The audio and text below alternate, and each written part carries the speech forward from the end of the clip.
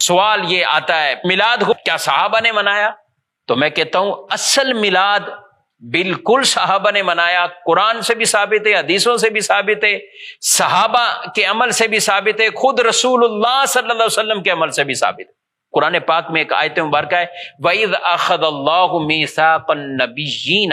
مِيثَاقَ النَّبِيِّينَ لَمَا آتَيْتُكُم مِّن كِتَابٍ وَحِكْمَةٍ ثُمَّ جَاءَكُمْ رَسُولٌ مُصَدِّقٌ لِّمَا مَعَكُمْ لَتُؤْمِنُنَّ بِهِ وَلَتَنصُرُنَّهُ، کہ جب اللہ نے نبیوں سے ایک وعدہ لیا، اب یہ کیا ہے؟ حضور کا ذکر مبارک ہو رہا ہے، نبیوں کے سامنے ہو رہا ہے، وعدہ لیا ہے نبیوں سے، اور کس نے لیا؟ اللہ نے لیا۔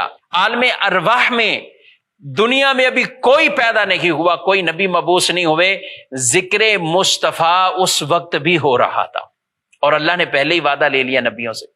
کیا وعدہ لیا؟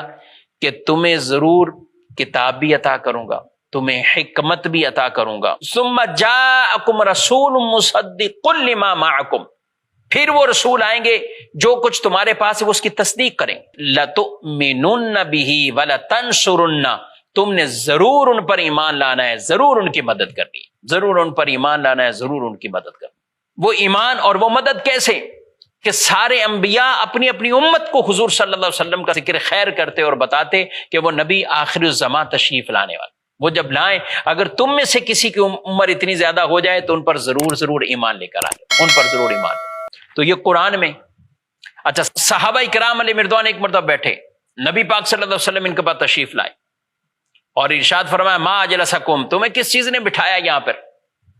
کہنے لگے جلسنا نذکر اللہ ونحمدہ، ہم بیٹھے اللہ کا ذکر کرنے کے لیے اور اللہ کی حمد کرنے کے لیے۔ کس بات پر؟ الا ما ہدانا للاسلام، اس بات پر کہ اللہ نے ہمیں اسلام کی ہدایت عطا فرمائی، ومن بہ علینا، اور ہم پر جو احسان کیا ہے اللہ نے آپ کے اس وجہ سے، اور روایات میں ومن بکا، آپ کی ذات کے حوالے سے جو ہم پر احسان ہوا ہے کہ اللہ نے آپ کی ذات ہمیں عطا فرمائی، ہمیں آپ کا امتی بننے کا شرف دیا، ہم اس پر اللہ کی حمد بیان کرنے کے لیے اور اللہ کا شکر ادا کرنے کے لیے یہاں بیٹھے۔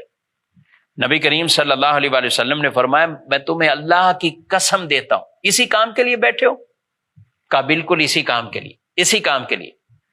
آپ صلی اللہ علیہ وسلم نے فرمایا میں نے تم سے قسم اس لیے نہیں اٹھوائی کہ مجھے تم پر کوئی شک تھا، ایسا نہیں، بلکہ میرے پاس جبریل آئے اور انہوں نے آ کر کہا کہ ان اللہ یباہی بکم الملائکہ، کہ اللہ پاک فرشتوں کے سامنے تم پر فخر فرما رہا ہے، ان صحابہ پر، ان گروہ صحابہ پر فخر فرما رہا ہے کہ جو مل بیٹھ کر سرکار صلی اللہ تعالی علیہ وآلہ وسلم کی اس نعمت کے شکرانے میں اللہ کی حمد کر رہے ہیں اور شکر ادا کر رہے ہیں۔ اللہ بفخر فرما رہا ہے، یہ صحابہ بیٹھے ہیں حضور صلی اللہ علیہ وسلم کا ذکر خیر کر رہے ہیں۔ بلکہ ایک مرتبہ یہ بھی ترمذی شریف کی حدیث ہے، رسول اللہ صلی اللہ تعالی علیہ وسلم تشریف لائے تو صحابہ بیٹھے ہوئے آپس میں، ان میں سے کوئی ایک کھڑا ہو کر بات کرتا ہے اور کہتا ہے ابراہیم علیہ السلام خلیل اللہ ہے، آدم علیہ السلام صفیہ اللہ ہے، موسیٰ علیہ السلام کلیم اللہ ہے، عیسیٰ علیہ السلام روح اللہ ہے، کلمت اللہ ہے، یعنی جو ان کے القابات تھے، جو اللہ نے انہیں شان عطا فرمائی، یہ سب کچھ بیان کر رہے تھے۔ سرکار صلی اللہ علیہ وسلم تشریف لے آتے، صحابہ بیٹھے ہیں، انبیاء کا ذکر خیر کر رہے ہیں، حضور تشریف لائے اور فرمایا سمعت کلامکم وعجبکم، میں نے تمہارے تعجب کو بھی سنا، میں نے تمہارے کلام کو بھی سنا۔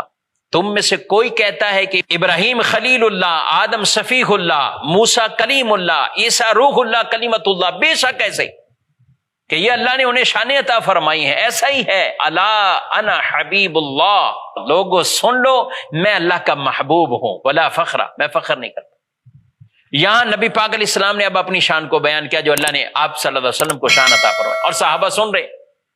پتہ چلا کہ حضور علیہ الصلوۃ والسلام کی شان تو خود آپ صلی اللہ علیہ وسلم بیان کر رہے ہیں،